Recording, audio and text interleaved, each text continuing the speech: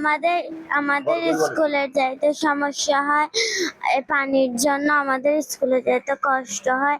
এই নোংরা পানির জন্য আমাদের অ্যালার্জি হয়, সেজন্য আমাদের স্কুলে যাইতে সমস্যা হয়।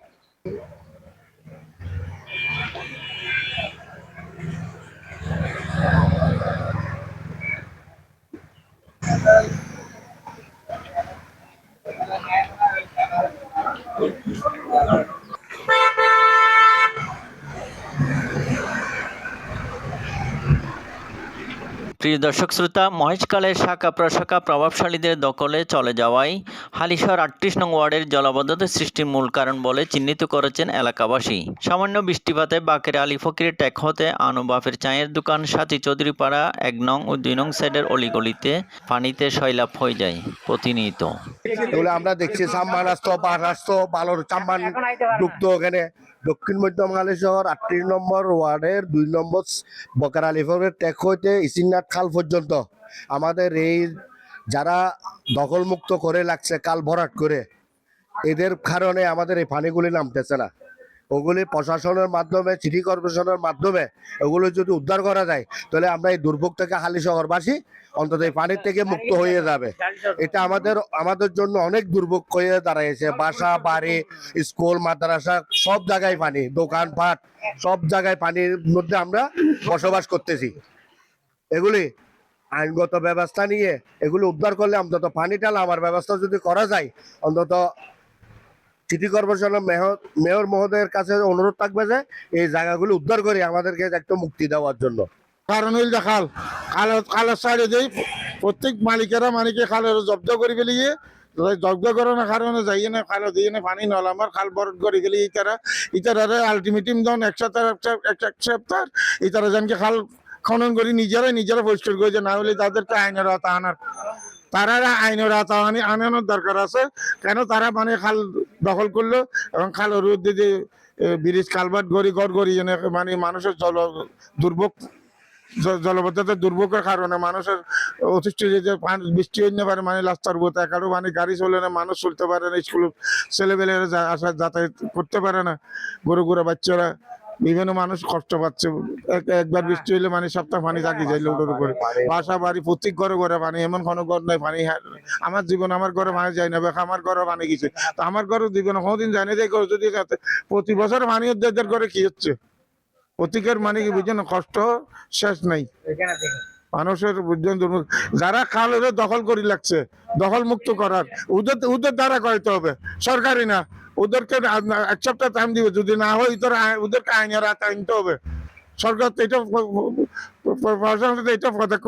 জরুরি পদক্ষেপ নিতে হবে, উদ্যোগ নিতে হবে। কারো ইয়া নেই, ডরানোর প্রয়োজন। এটা খালের জায়গা, খাল থাকতে পারলে খালো পার কোথায় গেছে, খালো পার পর্যন্ত খেয়ে ফেলছে ওরা। যারা বিল্ডিং বানছে, কেন বানছে, ওদেরকে জরিমানা করার দরকার, বিল্ডিং ডোজার দিয়ে টানি ফেলাই দেওয়ার দরকার। জি, আমাদের মাদ্রাসাতে তো অনেক অসুবিধা হচ্ছে। জি, মাদ্রাসায় ওঠে কিন্তু রাস্তায় উঠছে না। জি জি, আমি ৩৮ নম্বর নিবাসী। আমি এখানে বসত বাড়ি আমাদের এখানে। আমাদের আমির খসরু, মোহাম্মদ চৌধুরী, এখানে এই ডাক্তার শাহাদাত, আমাদের সেলিম ভাই ৩৮ নম্বর ২ নম্বর সাইড, এই হানিফ সওদাগর, এরা অনেক কাজ করেছেন। কাজ করিয়া কোনো সফল আমরা পাচ্ছি না। যেহেতু কোনখান দিয়া টুনুটি আছে, এখানে একটা আমাদের এখানে খাল ছিল, খালটার মধ্যে তখন কি নৌকা সাম্পান সব আসতো। আসার পরে এখন বর্তমানে হয়তো আমার মতো লাগে কোনো স্বজন প্রীতি আছে বিদায় এগুলি কি কোনো রকম নিষ্কাশন হচ্ছে না পানির। এখনো পর্যন্ত আমরা ৩৮ নম্বর ওয়ার্ডের লোকজন, পুরা বাসিন্দা, স্কুলের ছাত্র যত আছে, আমরা পানি বন্দি এখনো। তাইলে আমাদের কপালে কি দুঃখ এটা আছে? মাননীয় প্রধানমন্ত্রী আসার পরে বর্তমানে ৬ মাস ওরও কিছু বলতে পারতে, ওরা আমরা ধন্যবাদ জানাই বিএনপির তরফ থেকে। তাহলে আমাদেরকে এই যে খাল খননটা কিভাবে হবে ওইটা আমরা চাচ্ছি মাননীয় প্রধানমন্ত্রীর থেকে। আমাদের এই আমির খসরু মোহাম্মদ চৌধুরী আছেন, মেয়র মহোদয়, এই ডাক্তার শাহাদাত আছেন, আমাদেরকে এখান থেকে পানির থেকে মুক্ত করা, জলাবদ্ধতা থেকে মুক্ত করার আমরা চাচ্ছি। আবেদন করতেছি আমাদেরকে কিভাবে জলাবদ্ধতা থেকে মুক্ত করা যায়। এটা তারা যদি মনিটরিং করে অবশ্যই ইনশাল্লাহ পারবে। এর মধ্যে 3 ফুট 2 ফুটে হাসারা দুলাবালু ময়লা বস্তা মস্তা হাসারা মাসারা আর 2 ফুট দিয়ে পানি যায় 2 ফুটের হারানো মনে করে পানি যায় কুলগন্যা ফাঁদতে এটা তো কিছু করি না আর কি ট্রেন কিলে তাহলে পানি কলকাতা আমি যাইব মুদি তো নয় আর তো পানি বাসিল ট্রেন কিলে তাহলে পানি কলকাতা আমি যাইব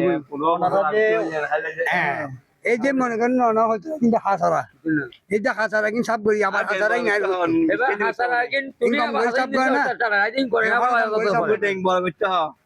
হাসারা কিন তুলনা ফরদি হাসান নলে যাবে না হাসান কত কি ডেনি কিনা বয়লা আবার জ্বর হইলে আবার হাসান কত তোর ডেনি মিলে ভরতে সব গই লাভ কি আর মার 2-3 নে দেওয়াল না রাইনে সাইনে সব গরিব যাবে গাড়ি 11টা 12টা ভিতরে মার একটা ভিতরে যাবি সব নগদ ওই আর ডেরে না আছে না আরো পানি দিতু আজ আর পানি নিতে ডুবিল ওইটুকুন মানুষ মধ্য মানুষের নিধি পানি নিধি বাসে এখনো কিভাবে মুক্তি পাবো এটা কিভাবে আমাদের চাইতে অনেক বড় বড় মানুষ চেয়ার নিয়ে বসে আছে ওনাদের বুদ্ধিতে না কুলাইলে আর আমরা কি বলবো বলেন এখানে ড্রেনেজ ব্যবস্থা সঠিকভাবে করা নাই হ্যাঁ পানি জমে থাকে আটকায় থাকে একটু করে বৃষ্টি হলেই প্রচুর পানি জমে থাকে দীর্ঘদিন জমে থাকা নোংরা পানিতে চলাচল করতে গিয়ে কোমলমতি শিক্ষার্থীরা নানান চর্মরোগে আক্রান্ত হচ্ছে বলে জানিয়েছেন।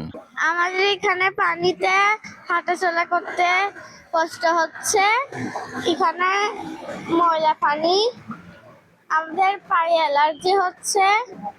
আমি এখন প্রাইভেটে যাচ্ছি, দরবেশিয়া 4 ক্লাস 4। তুমি কি প্রতিদিন এরকম কষ্ট করে যাও পানি নিয়ে? হ্যাঁ, আমাদের ঘরে পানি উঠছে? আমাদের ঘরে পানি উঠে না, কিন্তু ঘরের বাইরে পানি উঠছে। মূল কারণ হচ্ছে আমাদের এখানে খাল বিল মানে ওখানে পরিষ্কার করতেছে না, এই জন্য মানুষের যাতায়াতে কষ্ট হয়ে যাচ্ছে। এই জলাবদ্ধ সবাই একত্র হয়ে আমাদের খাল যেখানেই আছে পানি যাওয়ার ওইখানে পরিষ্কার করতে হবে। এখানে আমাদের মাননীয় সরকারকে বলতে হবে, এখানে যারা কমিশনার আছে ওদেরকে বলতে হবে, ওরা তো মানে করতেছে না। সব জায়গায় তো পানি এনে মানে স্কুল মাদ্রাসা সবার যাতায়াত মানে সমস্যা হয়ে যাচ্ছে। হালিশহর 38 নং সচেতন এলাকাবাসী জলাবদ্ধতা থেকে দ্রুত মুক্তি দেওয়ার জন্য যথাযথ কার্যকর পদক্ষেপ নেওয়ার অনুরোধ জানিয়েছেন সংশ্লিষ্ট কর্তৃপক্ষের কাছে। Mohammad Delwar Hossain, Halishahar TV channel.